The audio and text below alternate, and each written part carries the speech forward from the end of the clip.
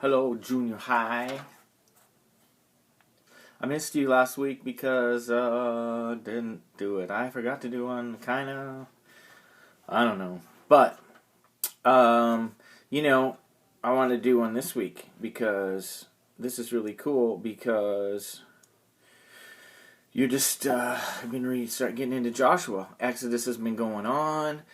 They've extradited, and now they've been out in the wilderness, and now finally they get to go to the promised land. Warning, Joshua has got a lot of fighting in it because, God doesn't like bad stuff and he fights against it and stuff. So, here we go. But Joshua chapter 1 is what I want to highlight for you this day. How you doing? Good, good. Some of you been starting and not turn stuff in. Your midterm probably doesn't look so good. Because when we had real school, then you would just turn it in late. Now some of you haven't turned in anything at all. And instead of getting 8 out of 10, you're getting 0 out of 10. So turn it in so you can get your grades up.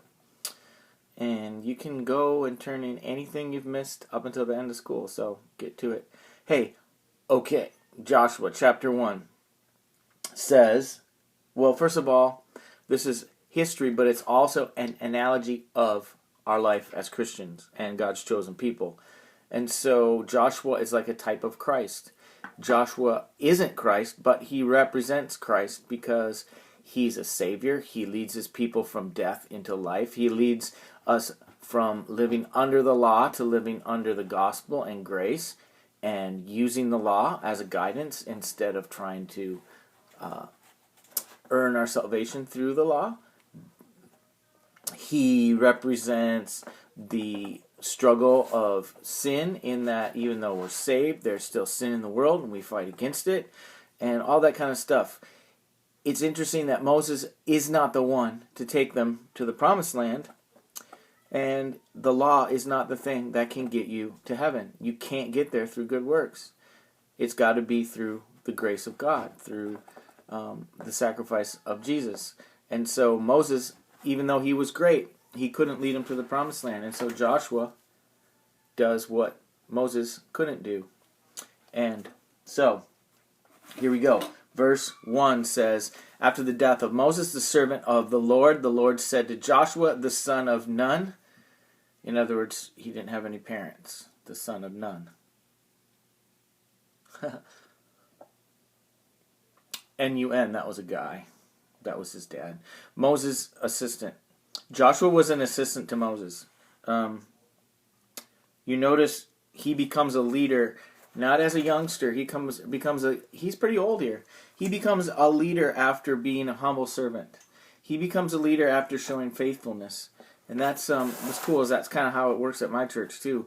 You don't just walk in the door and now you're a full-fledged leader. It's not about just your gifts and talents. It's about being faithful in the small things and the little things and saying yes to stuff and then doing what you said. And that's what Joshua has been doing for years. And he's been faithful, and now God has noticed and promoted him to being a leader. Maybe he doesn't even want to be a leader because it's not going to be easy. But nonetheless, this is what God has for him. All right, verse 2 and 3. Moses, my servant, is dead. Now therefore arise, go over this Jordan, you and all this people, into the land that I'm giving to them, to the people of Israel. Every place that the sole of your foot will tread upon, I have given to you, just as I promised to Moses. Again, Israel is going to have to fight. The land is theirs? Yes. They have to fight for it? Yes. God could just wipe out the enemies. Isn't that interesting how God works? He gives us stuff, and then we have to work for it at the same time. It's not that we're earning it. It's that He wants to give us the chance to do the kind of stuff that He gets to do. So He includes us in His plan. In other words, He doesn't just give out charity. He comes alongside us and helps us to get the things that we need. That's what's cool about God. We have it, and we work for it at the same time. Our work doesn't earn it, yet we get to work for it, and that takes faith. And so, let's keep moving. Verse 4. From the wilderness and this Lebanon, as far as the great river, the river Euphrates, and all the land of the Hittites, to the great sea, toward the going down of the sun, shall be your territory. No man shall be able to stand before you all the days of your life. Just as I was with Moses, so I will be with you. I will not leave you nor forsake you. It's interesting, it's specific land, it's real land. You can actually see it today, the land of God's chosen people, Israel. It's a real place in the real world. God is not just a make-believe God. Not just, he's not a make-believe God at all. So, he's talking about real things in real time. He's historical and he's spiritual at the same time. All right, keep going.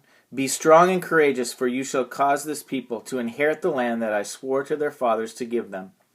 Only be strong and very courageous, being careful to do according to all the law that Moses my servant commanded you. Do not turn from it to the right hand or to the left, that you may have good success wherever you go.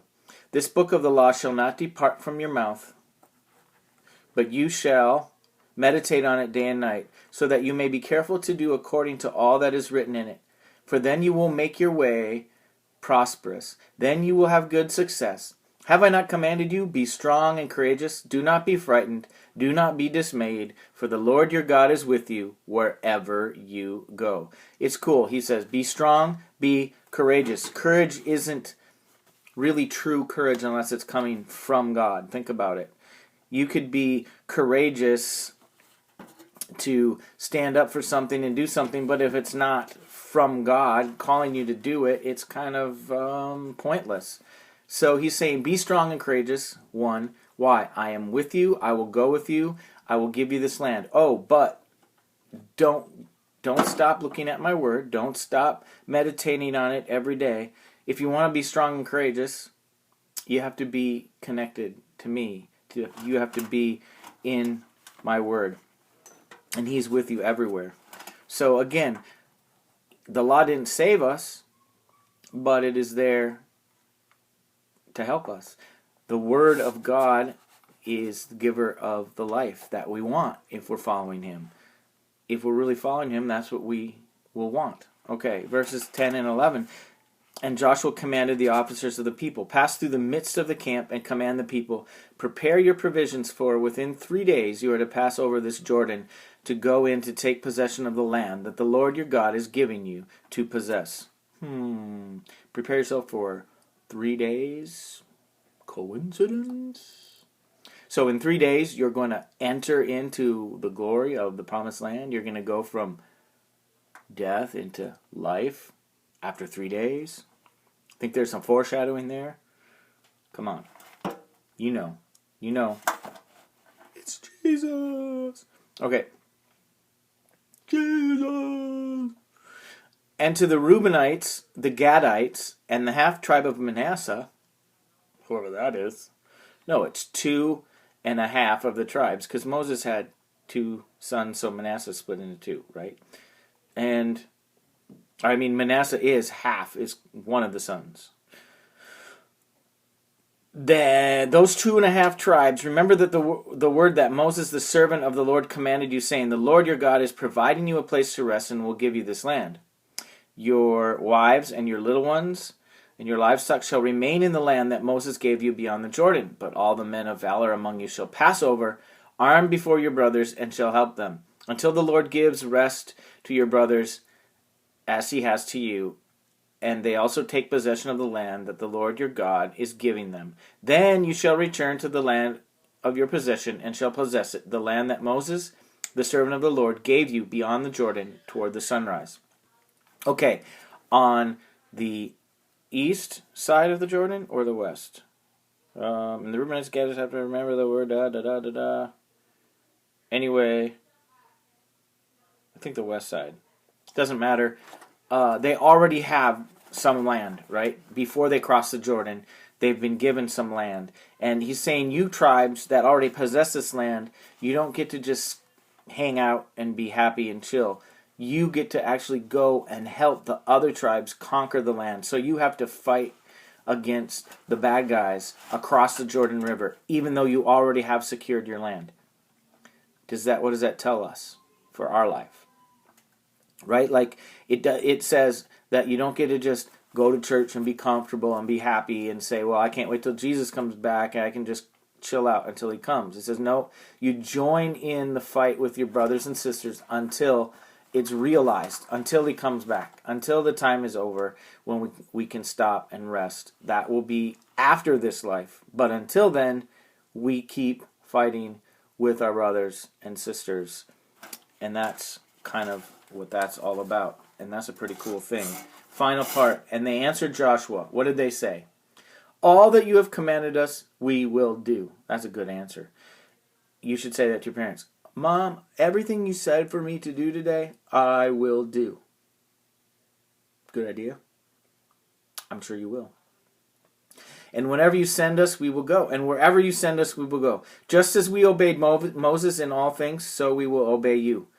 Only may the Lord your God be with you as he was with Moses. Whoever rebels against your commandments and disobeys your words, whatever you command him shall be put to death. Only be strong and courageous. Last thing, see, right? They said, all right, we obeyed Moses, now we're going to obey you. You know, it's just like Jesus came to the Jews first, and he said, I am the new covenant. I am the Messiah. And some of them said, all right, we will, just as we obeyed the laws that you gave us before, we will now obey you, the Messiah. But some Jews couldn't do it, right? They said, we have to hold on to our old religion. We can't follow you now, Jesus. And Jesus never told them to stop with their old religion. He said, I will fulfill it. I'm going to bring it even deeper and further and more. And they couldn't do it. And so, you know, that's kind of what it's all about.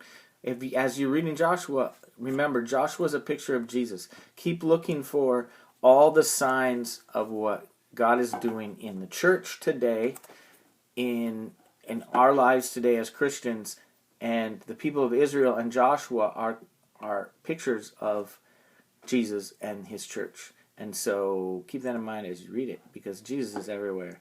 Jesus is everywhere. Okay, goodbye. I'll see you later.